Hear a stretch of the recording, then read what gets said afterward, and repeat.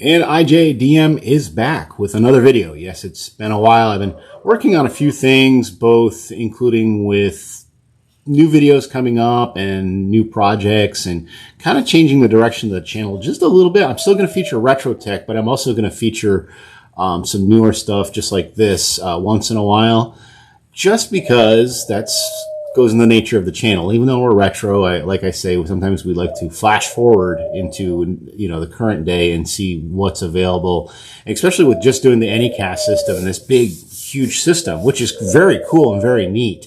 As far as being compact and small, this thing just hits the mark for me. I mean, for small events or small little concerts, you need 3 or 4 cameras. I mean, I don't know what the maximum is. I would have to look it up in the specs, which this app is downloadable via anything that's a Apple device, like an iPad, or I think you can even do it on iPhone.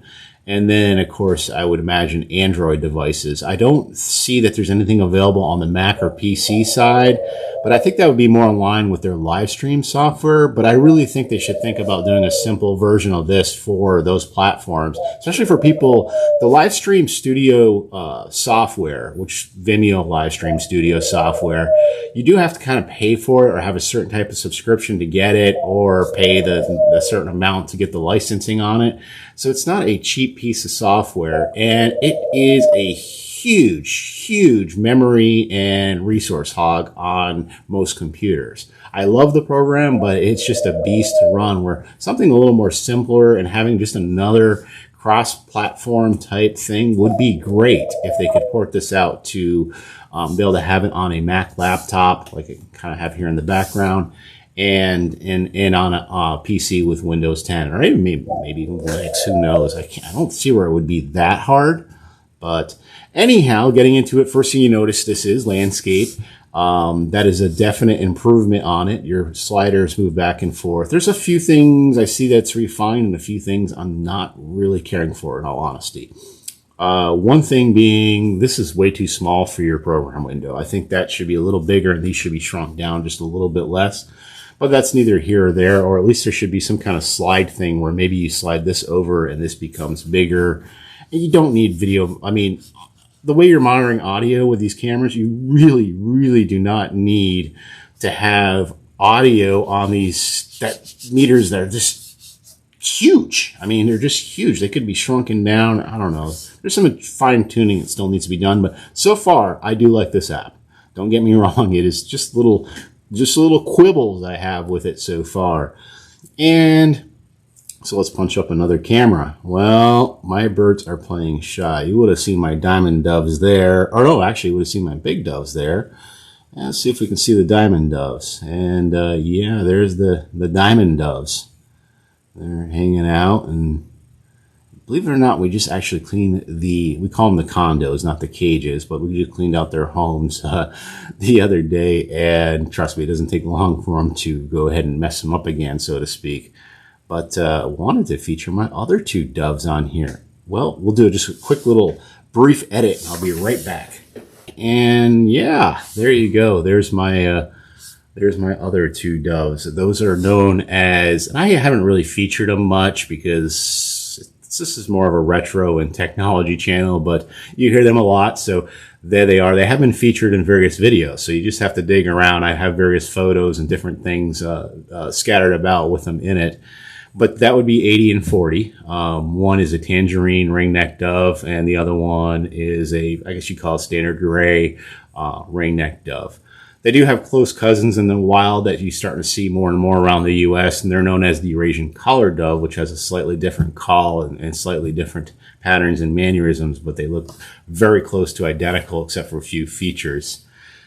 Then these little guys, if you can see him, he's kind of hiding behind the post there. Those are known as, they're from Australia. They're known as diamond doves. They're known for their bright red eyes and the red around their eyes. If they're males, it's got a thicker band. If they're females, they're small. So there's your bird lesson for today. I have a total of 6 of them. Yes, that's way too many. So let's get to that. Back to the software. That was just something fun I wanted to throw in, something different, but especially if you like birds. And I'm not sure if, okay, well, I guess it is sticking with the audio on this camera. I wasn't sure if that would be the case, but it's definitely doing that.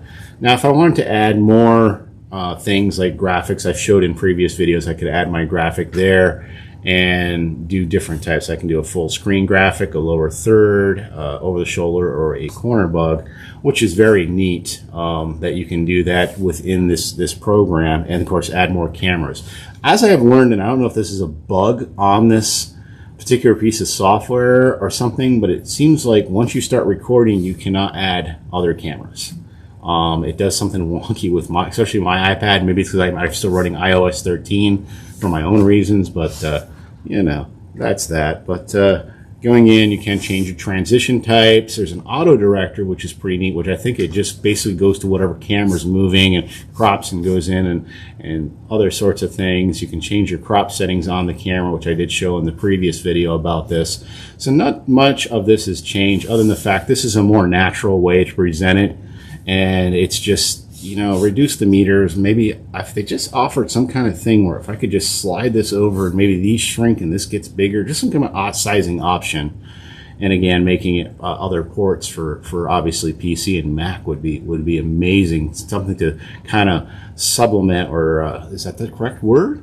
Something to be a companion piece to Livestream Studio when you don't really need the craziness of that software. That is featured in another video. Go ahead and look it up, and I'll include the links at the end of this video. But overall, great improvement, much more natural than having to do that whole thing. And on this iPad, seems to be handling it fine. This is, I guess, an iPad from about 2016. I can't tell you which model it is. There's been so many different models, I've lost track. That is it for this ijdm. I do have more retro videos coming up. I have a couple reviews on a new laptop that I actually just purchased, and hopefully it'll be here today, and we'll see how I like it, because I only have 30 days to test it and try it out and see if I want to keep it. And a few other things, maybe with not necessarily with the same display that I showed you for the CarPlay, but other things I definitely plan to feature in the future. And yeah, these doves do get some free flight time. They do get some outside time that they're inside their little, I call them their little caravans, or their little RVs, that they go in smaller cages and get some sun and get their bath and such. And yeah, just throw in the other doves. That is it for this ijdm. We'll see you next time. I promise there's going to be a good salvo of videos coming up in the next few weeks. So stay tuned. We'll see you next time. Be sure to subscribe. Hit that subscribe button. Need some subscriptions. And if you like this video, go ahead and hit like. If you hated it, well, go ahead and hit dislike. We'll see you next time. Thanks for watching.